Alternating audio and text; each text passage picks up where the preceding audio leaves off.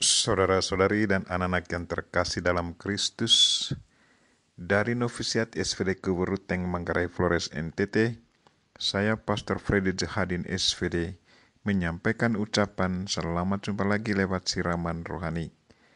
Hari ini Rabu 9 November 2022, kita rayakan Pesta Pemberkatan Gereja Basilika Lateran. Injil hari ini diambil dari Yohanes bab 2 ayat 13 sampai 22. Kita diingatkan untuk selalu menjaga kesucian bait suci dari godaan setan dan kerakusan kita. Marilah kita berdoa memohon penerangan Roh Kudus. Dalam nama Bapa dan Putra dan Roh Kudus. Amin. Tuhan dan Allah kami, puji dan syukur kami haturkan kepadamu karena Engkau sudah menerima kami sebagai anggota gerejamu yang sah.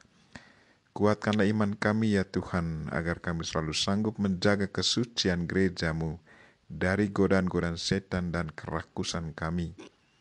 Tuhan, utuslah Roh Kudus-Mu, terangilah pikiran dan hati kami, agar sabda-Mu yang akan kami dengar dapat kami pahami dengan baik, dan isi pesan-Mu dapat kami hayati dan amalkan dalam hidup harian kami. Doa ini kami sampaikan dengan perantaran Kristus Tuhan kami. Amin. Tuhan bersamamu dan bersama roh-Mu. Inilah Injil Yesus Kristus menurut Yohanes. Dimuliakanlah Tuhan. Ketika hari raya Paskah orang Yahudi sudah dekat, Yesus berangkat ke Yerusalem. Dalam bait suci didapatinya pedagang-pedagang lembu, kambing, domba, dan merpati, dan penukar-penukar uang duduk di situ. Ia membuat cambuk dari tali lalu mengusir mereka semua dari bait suci dengan semua kambing, domba, dan lembu mereka. Uang penukar-penukar dihamburkannya ke tanah dan meja-meja mereka dibalikkannya. Kepada pedagang-pedagang merpati ia berkata, "Ambil semuanya ini dari sini. Jangan kamu membuat rumah Bapakku menjadi tempat berjualan." Maka teringatlah murid-muridnya bahwa ada tertulis, "Cinta untuk rumahmu menghanguskan aku." Orang-orang Yahudi menantang Yesus, katanya, "Tanda apakah dapat engkau tunjukkan kepada kami bahwa engkau berhak bertindak demikian?" Jawab Yesus kepada mereka,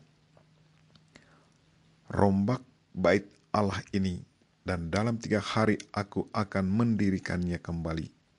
Lalu kata orang Yahudi kepadanya, 46 tahun orang mendirikan bait Allah ini, dan engkau dapat membangunnya dalam 3 hari? Tetapi yang dimaksudkannya dengan bait Allah ialah tubuhnya sendiri.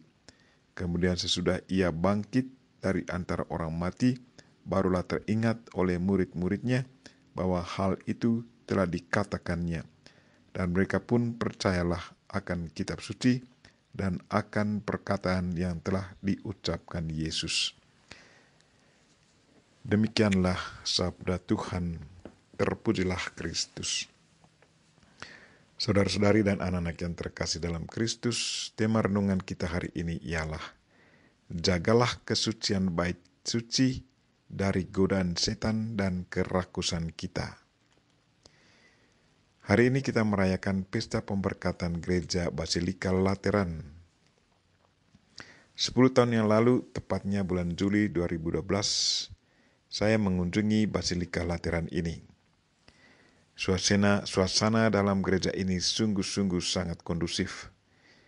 Di dalam gereja ini secara spontan saya berdoa, "Terima kasih Tuhan karena Engkau memperkenankan saya masuk ke dalam Basilika ini." Dari sejarah gereja saya mempelajari bahwa Basilika ini adalah Basilika Agung yang pertama didirikan di Roma, yang melambangkan kemerdekaan dan perdamaian dalam gereja sesudah abad ketiga. Kumohon berkat-Mu untuk kami semua anggota gereja Kristus. Semoga kami selalu alami kemerdekaan dan perdamaian dalam hati kami. Amin. Saudara-saudari dan anak yang terkasih dalam Kristus, Basilika ini didirikan oleh Kaisar Konstantinus Agung, putra Santa Helena pada tahun 324.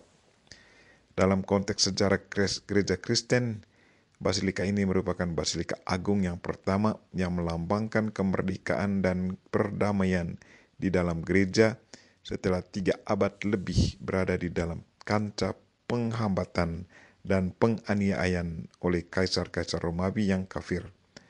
Pemberkatannya yang kita peringati pada hari ini merupakan peringatan akan kemerdekaan dan perdamaian. Pada pesta peringatan pemberkatan basilika ini, mari kita pertanyakan diri, apakah kita yang adalah anggota gereja Kristus selalu alami kemerdekaan dan perdamaian dari segala ancaman setan dan kerakusan kita? Apakah iman kita selalu kokoh dan kuat?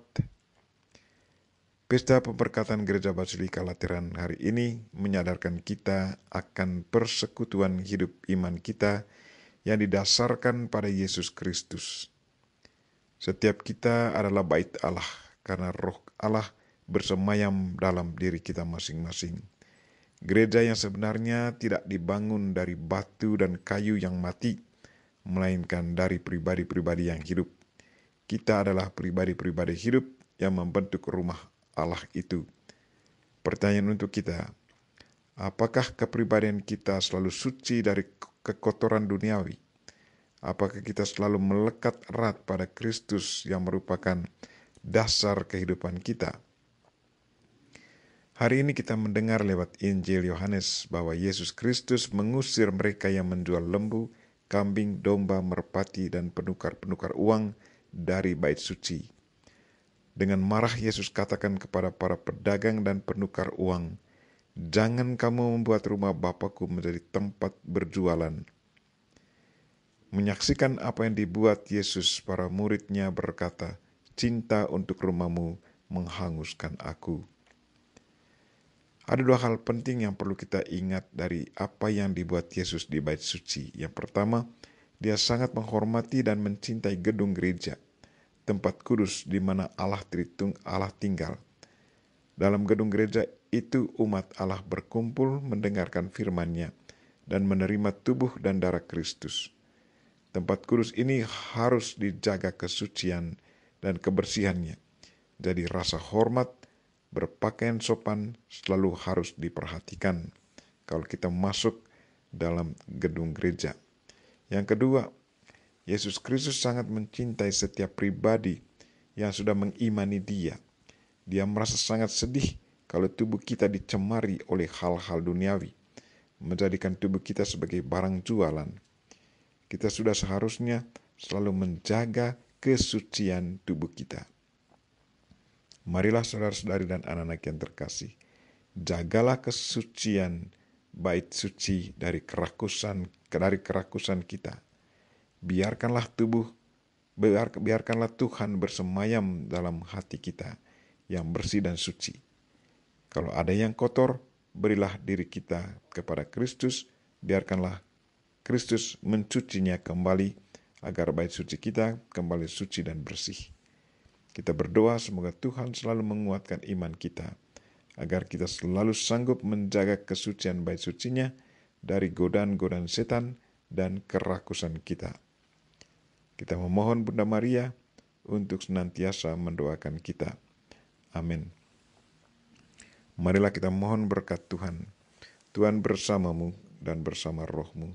Semoga kita sekalian dan mereka yang kita doakan pada hari ini, secara khusus mereka yang sakit, dan segala aktivitas kita sepanjang hari ini, diberkati oleh Allah yang Maha Kuasa, Bapa dan Putra dan Roh Kudus. Amin. Terima kasih sudah nonton. Jangan lupa like, subscribe, dan share ya.